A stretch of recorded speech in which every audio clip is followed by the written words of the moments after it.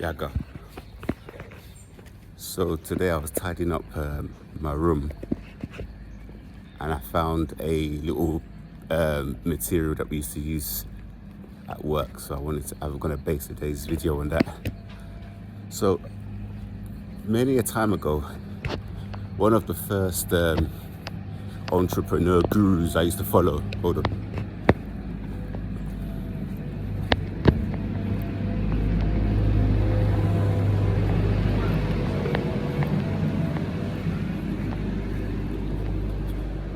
One of the entrepreneur gurus I used to follow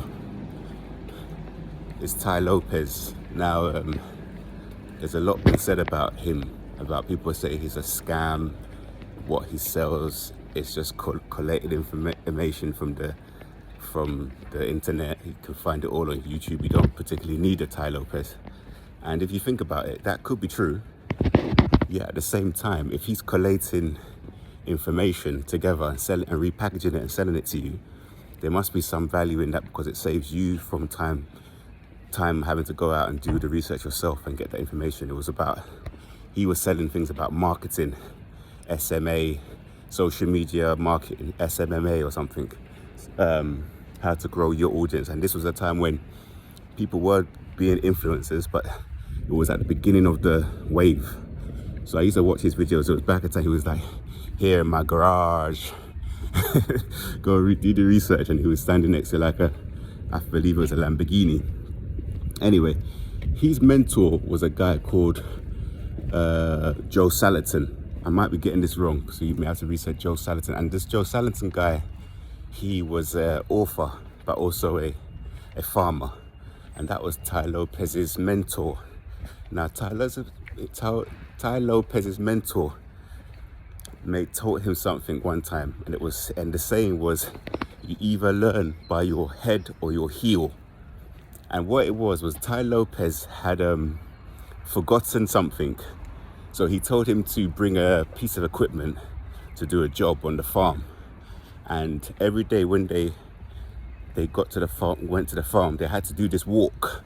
And the walk was like an hour walk or 2 hour walk, some ridiculously long walk. Anyway, I think Tai Lopez forgot the apparatus one day. So Joe Salatin said, Tai Lopez was like, oh, I'll just do it tomorrow. I'll remember the tool tomorrow. And the Joe Salatin guy was like, nope, you have to go and get the tool right now. You have to go walk all the way back and get the tool. And he said to him, you must learn. It doesn't matter which way you want to learn. It's either as by your head or by your heel. So your head would be to remember it, and your heel would be to walk it. So when you walk it, obviously your feet is hurting. So to make sure you don't make the same mistake again, you remember it. So that was the tell. And when I was getting ready today, I found this. And basically what this is when you are wiring one of these electric boxes on the street. Hold on, the train's going past.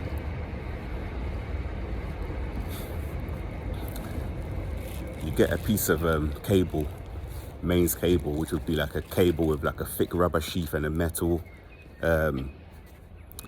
inside, I can't remember what you call it, metal armoring, that's it, inside. And then you'd have to get a gland, and you cut off the end of the gland with cutters, and you put the cable through this, yeah, and then you make off the cable you're going to use, like measure out the amount you need, take some excess, some slack, and you terminate it, and you wire it into the terminals, right? So that's the first step you need to do. But when you push the cable through the duct and into this gland, right, and once you wire it in, it takes about 40 minutes to strip the cable down, make it off.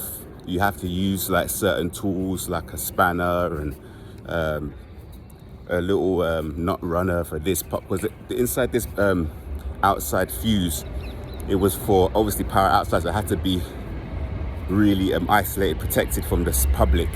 So there was lots of different screws and little plastic casings you had to undo once you had run this piece of cable through. So one day I was doing one, and I was still learning. It was maybe like the second one I ever did. Yeah, right. So I was doing it, and I finished it. So I'd sat there for maybe, it took me like 2 hours. I'm not joking. It took me so long to do because I hadn't done it, because wasn't well versed in doing it. And there's a certain space, and you've got to make sure you make off the right amount of armouring. You've got to saw off the armouring. You've got to make sure it's all cut sharp and smooth and a straight line, to make sure it fits into certain spaces into this box on the street. On my knees, I'm doing it on my knees. So I get it all done, and once I finished it, the supervisor comes over. He's like, look, you forgot to put the gland on. Oh, well, you're gonna have to do it all again. So I was like, yeah, no problem. So I didn't react. This is a narcopath toxic supervisor, by the way, the dwarf. So I undone the whole thing, which takes it, to undo the whole thing itself takes about half an hour. So can you imagine this? You're on your knees in the street, right? Traffic going past you, undoing all the screws, making sure you don't drop any of the screws, drop any of the nuts on the street. You undo everything like meticulously, and then he gave me the gland. I cut the gland, ran the gland through, and then wired it in, or did it. And then I stood, and I was there for, maybe it took me quicker this time. So I was there for maybe an hour doing it. So the box looks like, oh, here's one here. So the box looks like this. The box looks like that.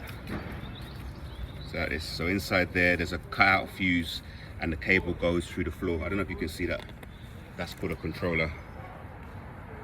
Yeah, it's called a controller. I don't know if you can see that. I don't know if I can't see both. So that's the it's called an ESP, and it controls the traffic lights and the camera. So it controls this crossing. So you've got the button, you've got the detector up there, you've got the actual crossing, you've got the countdown, you've got the pedestrian, you've got the primary lights for these guys here, you've got these lights here running both ways. So it controls those two lights, and the lights on the opposite side, and the crossing pedestrian countdown, the pedestrian light, and the button. I'll just cross it now. So this goes red. Sometimes there's a cone under here which rotates around for blind people. Hello. I think it's just there on the left. You cross here, yeah, cross here.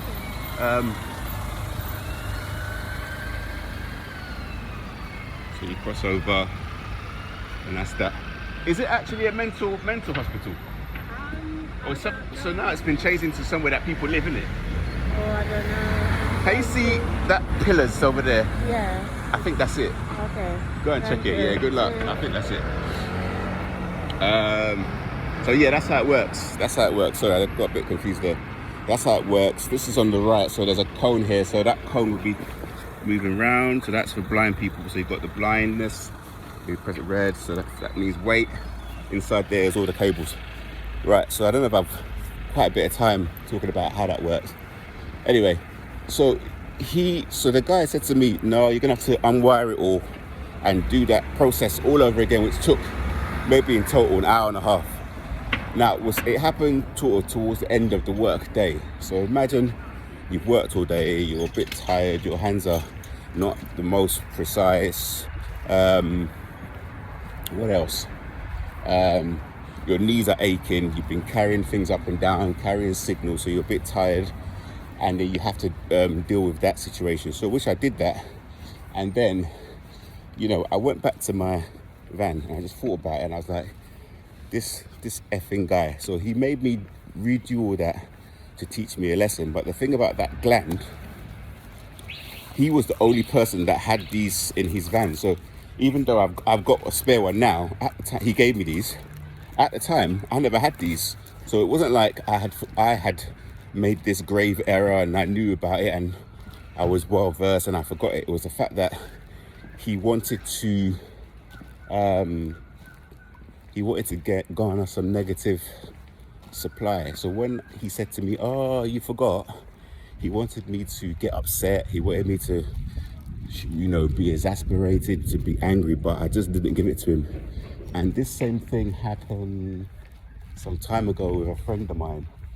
And this friend of mine, he was drilling. You see where you had the yellow box button? You have to drill behind it a hole to install those. And he told him to drill the poles. So this guy went round and drilled all the poles, and he almost drilled a pole. And I told him, don't drill the pole. And I brought out the drawing which had the design and where it needs to be drilled, which didn't need to be drilled. And I was correct. He told him an extra pole to drill. Now, if he had drilled that pole by mistake, you have to undo all the cable inside, pull the pole out, take the pole back, change it and bring a new pole to make sure the client doesn't reject it, because it would have been drilled incorrectly with the holes. And then for brand new poles, you can't really fix them, like fill them in and paint them. Brand new poles need to be brand spanking new. So I just wanted to talk about that because these characters, they will do things for their groups. So for all the flying monkeys, they will make sure they've got the right training. They'll make sure they've got the right tools. They'll make sure they've got the right materials. They'll make sure they've got all the information, the instructions. There aren't any instructions, but maybe the cabinet had some instructions of like what key size you need to open it, etc., etc. So they will do that for their people, but for you, they will make sure you are disadvantaged. They'll make sure you will, try to work things out yourself by trial and error, and also you'll blame yourself for not knowing when the only way of getting to know is being trained, is being getting experience, has been having someone to mentor you through the process and going through this over and over again. So I wanted to talk about that today, about this kind of making you accountable for something. They won't be accountable for how they treated you. They won't take account for gaslighting you, making you think everything is your fault, but they want you to take accountability. And I remember the worst frenemy that I was with, who ended up sort of using my works to sort of make money and doing what he's doing, and introducing me to people who also will treat me unfairly, is that he always kept saying, oh, what about your side? What about your side? And we always blame ourselves for a lot of the stuff that happens to us, and we do take accountability, and we always look at ourselves, we chose them and we chose to stay, because of X, Y, Z. But it's a fine line between completely taking accountability and being around people who are wishing on your downfall, being around people who are sabotaging your work, being around people who are making it difficult for you to advance. And when you do make those mistakes, they go and speak to project managers, speaking on, how you took a long time, you couldn't do it, this X, Y, Z. But yet on the site you're on, there's probably nobody else that can actually do that job. So so everybody else, nobody does it. Nobody does the job. Nobody can wire the boxes. You're the only one that. Remember that big one? Inside there's a load of equipment, computerized equipment. You have to wire it. I was one of the only people that could wire that.